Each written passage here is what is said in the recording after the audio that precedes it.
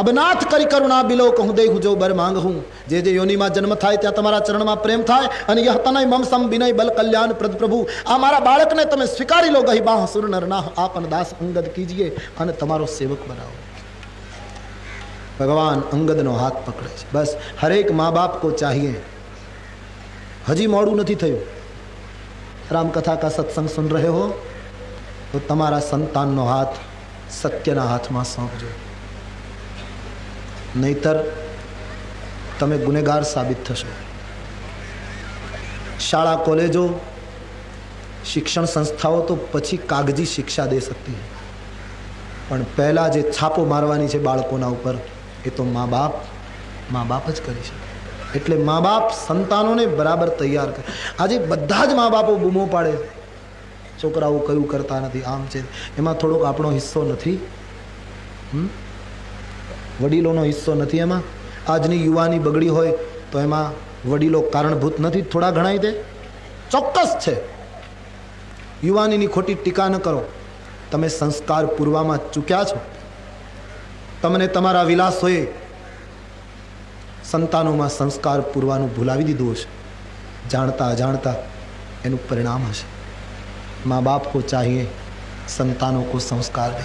હું નથી માનતો કે પહેલેથી જો કાળજી લીધી હોય પછી કોઈ પ્રારબ્ધનો યોગ હોય અને કોઈ ઘટના ઘટવાની હોય એક વાત ઓર, બાકી મા બાપે જો ધ્યાન રાખ્યું હોય, સંતાનોનું ધ્યાન રાખો, એને એવી રીતે પ્રેમ કરો, એવી રીતે લાગણી આપો કે એનું જીવન બગડે ના. મા બાપની ફરજ છે. આજે મા બાપને સમય જ ક્યાં છે સંતાનોનું ધ્યાન રાખે? ક્યાં સમય? પછી બધા મોટી ઉંમર થાય ત્યારે બૂમો પાડે છોકરાઓ બગડી ગયા. ધ્યાન આપો. તમારા બાળકોને કહો ગીતા વાંચે, તમારા સંતાનોને કહે રામાયણ વાંચે, તમારા સંતાનોને કહો कि एक टंक भूख्यो रहવું પડે तो भूख्यो रहजे, खोटू न बोलीश. ये कहने की जरूरत है राष्ट्र में. और यदि चुके तुम तो पूरी पीढ़ी बिगड़ जाएगी, खत्म हो जाएगी संसार की. कहो उसको, समझाओ उसको. माँ बाप की ये फर्ज. एक शिवाजी न होत महाराष्ट्र में तो कोईना गला में जनोई न होत, कोईना कपाळ में तिलक न होत. संस्कृति માટે એક મોટો ખતરો ઊભો થયો હતો, પણ એક માણસ નીકળ્યો જેણે સંસ્કૃતિને એક ટેકો આપી દીધો. અને એ ક્યારે થયું? એની માં પારણામાં એ નાના એવા બાળકને નાખતી અને ત્યારથી એના માનસ ઉપર એવા પ્રહારો કરતી હતી આ મહિલા. પારણે પોઢીને એક હાથમાં દોરી હોય, એક હાથ આશીર્વાદ આપતો હોય, મોઢામાંથી કાવ્ય નીકળતું હોય શિવાજીને બેઠો કરવા માટે, અને એ બાળક પારણામાં આંખો ખોલી અને એ માના શબ્દો સાંભળતો હોય. પારણે પોઢીને સાંભળી તી એણે રામ લક્ષ્મણની વાત રે, એણે રામ લક્ષ્મણની વાત. પારણે પોઢીને સાંભળી તી શિવે રામ લક્ષ્મણની વાત રે, શિવે રામ લક્ષ્મણની વાત. મા બાપ જ જો નહીં શીખવે તો પછી શું થશે? આજે તો મા બાપ જ એમ કહે ખાઓ પીઓ અને લહેર કરો. રાષ્ટ્રનું મોટું નુકસાન કરી રહ્યા છો તમે. રાષ્ટ્રમાં કારખાના વધે સારી વાત છે, ખેતીમાં પેદાશ સારી થાય સારી વાત છે, પણ યુવાનીમાંથી સંસ્કારને જો આગ લાગી જશે તો શું કરશે આ દેશ? શું કરશે? એટલે મહાત્માઓએ એમ કહ્યું કે અમે અમારી સામે કોઈ જો વિકલ્પ રાખે કે એક બાજુ આઝાદી અને એક બાજુ રામાયણ ને ગીતા, તમારે બેમાંથી શું રાખવું? એમ કોઈ કહે કે કાં તો રામાયણ અને ગીતા રાખો કાં તો આઝાદી રાખો, બેમાંથી તમારે શું રાખવું? એમ કોઈ કહે તો તમે શું પસંદ કરો? रामायण ने गीता पसंद करो कि आजादी पसंद करो?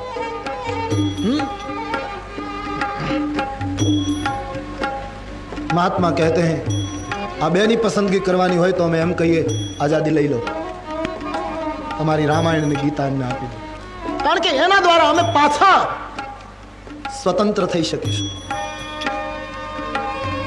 આ બહુ જરૂર છે, આજ બહુ જ જરૂર છે. મા બાપ સાવધાન બનો અને યુવાન ભાઈ બહેનોને પણ પ્રાર્થના, તમે પણ સાવધાન બનો. ઉઠાવો રામાયણ, ઉઠાવો ગીતા. શુદ્ધોસી બુદ્ધોસી નિરંજનોસી સંસાર માયા પરિવર્તિતોસી. પારણામાંથી આ શિક્ષણ બાળકને હજી મોડું નથી થયું, બસ શરૂઆત કરવી જોઈએ. ધન્ય છે વાલીને, એને પોતાના અંગદને પરમાત્માના હાથમાં સુપ્રત કર્યા.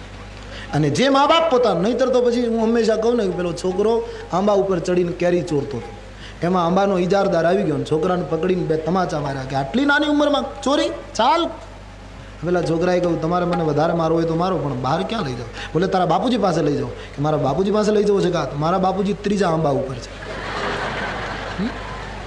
અમે બંને બે જોડી લઈને જ કાયમ નીકળીએ છીએ, અમારું કામ જ આ.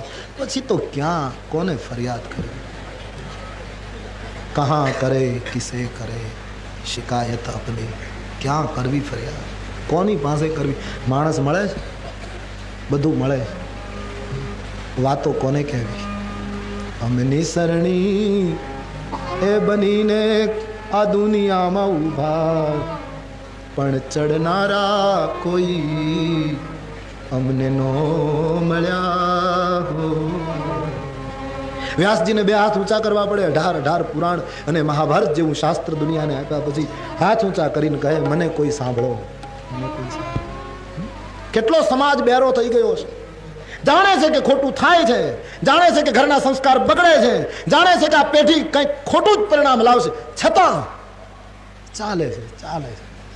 કિસી કો ચિંતા, કોઈને વેદના નહીં, કોઈને પીડા નહીં જીવનમાં, ચાલે છે બધું. જરા સાવધાન બનીએ. 20 વર્ષ પછીનો હિન્દુસ્તાન કંઈક જુદો જોવો હોય તો સંપત્તિ વાળા સમજે, સગવડ વાળા બરાબર સમજી લે, બુદ્ધિવાન માણસો પણ સમજી લે કે તમારી કંઈક ફરજ છે, તમારી પાસે લોકો કંઈક અપેક્ષા રાખે છે. મહારાણા પ્રતાપ ઘાસને પીસીને ઘાસનો રોટલો કર્યો, અન્ન નહીં, પોતાના બાળકોને ખવડાવવા. પણ સંસ્કૃતિ અને ધર્મ એમાં એ માણસ અટલ રહે. અને છોકરાને ઘાસનો રોટલો ખવડાવવા જાય અને એક બિલાડી આવી અને એ રોટલો એના હાથમાંથી લઈ જાય અને બાળકો રડે, ત્યારે હાહાકાર થઈ ગયો કે હવે શું કરું? શરણાગતિ લીધા વગર છૂટકો નહીં. આ દુઃખ જોવાતું નથી. અને એમ કહે છે કે ભારતનો એ સાવજ, એ શીખ શરણાગતિ લેવા માટે આમ પગલા ભરવા માંડ્યો કે સરહદ ઓળંગીને શરણે થઈ જાઉં, આ પહાડોમાંથી નીકળી જાઉં. 1 2 3 4 જાણે મૃગરાજ કદમ ભરતો હોય. અનેક ચિંતા અને રાષ્ટ્રની વેદનાએ જેને ઘેરી લીધેલો એ માણસ પગ ભરતો ભરતો જતો હતો અને સરહદને અને રાણા પ્રતાપના પગને 1 ફૂટનું અંતર રહ્યું અને 1 ડગલું આગળ ભરે તો શરણાગતિ થઈ જાય. એ જ્યાં આગળ પગલું ભરવા જાય ત્યાં એક અવાજ આવ્યો, રાયા તને સૂરજની આણ છે, આગળ વધે તો એક વખત મને સાંભળી લે.